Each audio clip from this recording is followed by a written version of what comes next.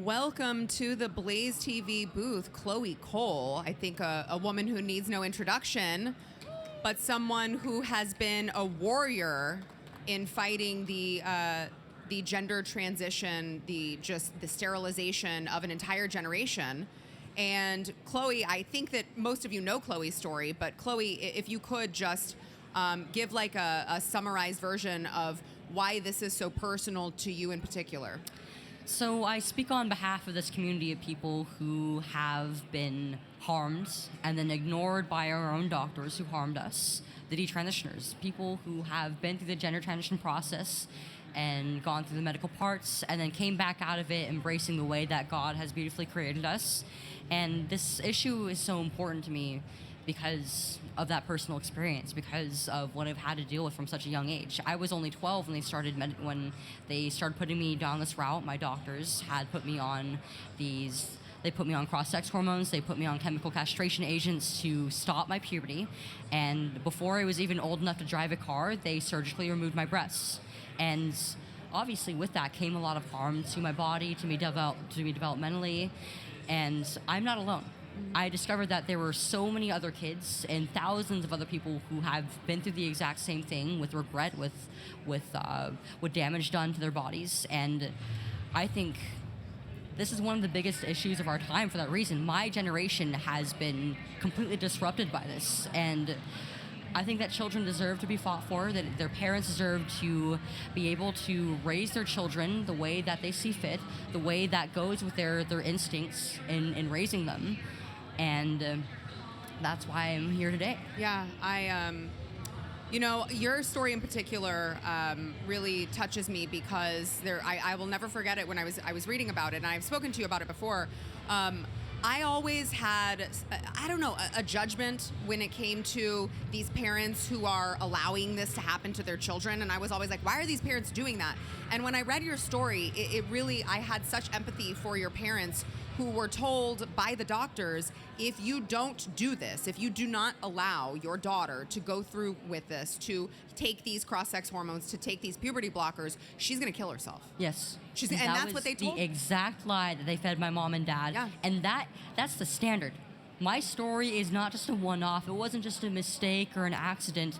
That is the standard that they use, that doctors have in order to coerce parents into saying yes to things that in any other world they never would have in a million years. And that's what a lot of people have this misconception that most parents who are involved in this, who have kids who are gender confused, is that they're pushing it on their kids. And yes, there are parents out there who are abusing their children that way, but the vast majority of moms and dads are trying to navigate this confusing world where, no mom and dad expects to not be able to trust their doctors with the life and the health care of their child and be told lies about who their kid is, about the treatment that they're about to receive, and told that this is life or death for your kid. Yeah. How much of a role do you think social media has to play in these young people, these children growing up and all of a sudden thinking they must be a different gender?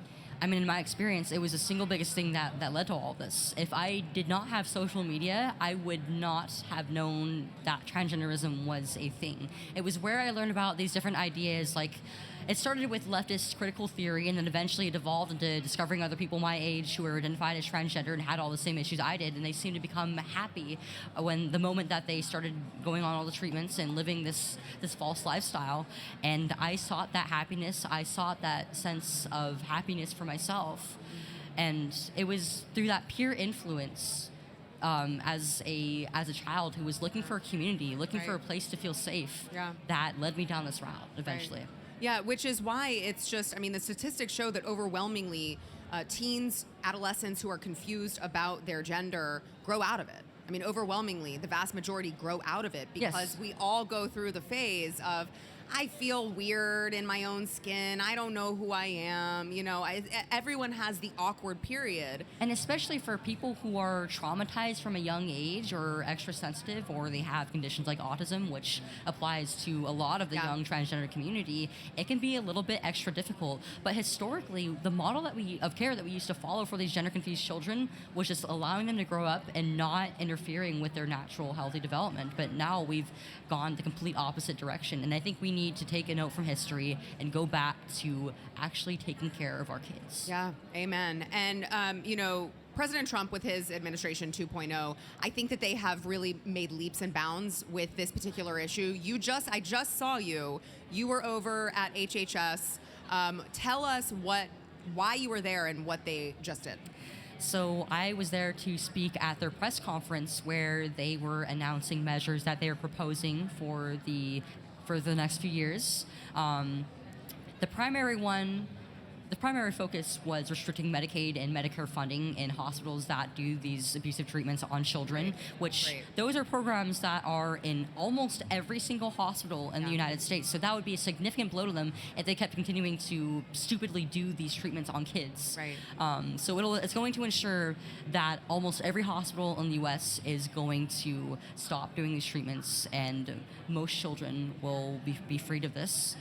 They're also going to target the manufacturers of breast binders, which are these devices that they kind of look like depending on the manufacturer, like a T-shirt or a tank top, but they're made out of a compression material. And the way that they work is that they crush the breast into the rib cage. They're associated with different complications, and yet manufacturers in different companies even schools are handing this out to children willy-nilly like it's candy. Yeah. And they're also going to roll back the Biden administration's decision to consider gender dysphoria a disability to ensure insurance coverage for it, which gender dysphoria in itself is not a disability. It is a mental illness. Mm-hmm. But the treatments that are currently proposed for it, which is what I went through, the puberty blockers, the cross-sex hormones, and the breast and genital surgeries, often cause disabilities because the human body is not meant to sustain huge doses of cross-sex hormones over really any period of time, but especially for the period of time that they have these patients on for years or even decades at a time. And who knows exactly what this is doing to kids. Yeah. So they're attacking this issue on so many different fronts, and the Trump administration and the HHS, I have so many praises to sing for them, because this issue I and so many other people have been fighting on for years, and to see the fruits of this movement come together and be recognized not just in the culture, but to have our own federal government finally talking about our concerns and acting on this, and to see the pain of the children who have been through this is incredible. It's so surreal. It's such a beautiful moment. And when I first started speaking out at 17, I never thought that this is the point that we would come to, but I think that we have so many wins to go, and I'm super excited. Yeah, well, I think a lot of that progress can be, you can be thanked for that, because you've been such a huge voice. Well, I appreciate it. You mentioned all of the pain that you guys have gone through as detransitioners.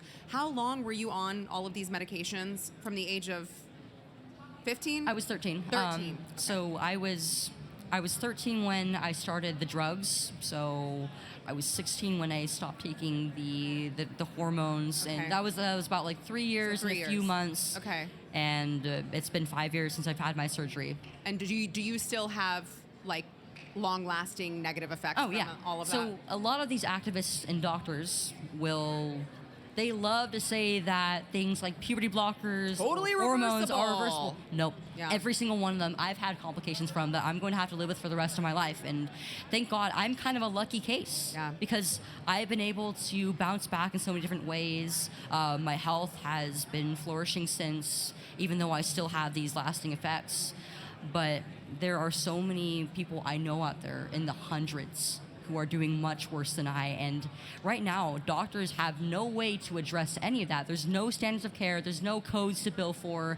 So even if doctors want to help, they're basically just continuing the experiment. And I think that's the next move. Once we get these treatments banned, that's not where it stops. We have to help the children and the young people who have already been hurt. And for those who are still dealing with the confusion, we have to guide them out. Yeah. So is that what's next for you in 2026? I'm hoping so, yes. I am working with Do No Harm Medicine on passing the Detrans Bill of Rights in several states to ensure that people like me will be able to have not only insurance coverage for procedures that and help that we need medically, but hopefully that also is going to lead to the creation of new standards for those of us who are detransitioning, who are grappling with the regret, the grief, the trauma, and just getting what we need moving forward. Amazing. Well, I have so much anger and resentment and sorrow for what the medical community did to you, but I just appreciate your voice so much, and there are very few who are as strong as you who will go out there and take the arrows from all of these LGBT freaks. And say what needs to be said to save the next generation from harm, so that they don't have to go through what you went through. So I appreciate you so much. I'm so proud of all the work that you're doing. Chloe Cole, thank you so much. Thank you for having me again.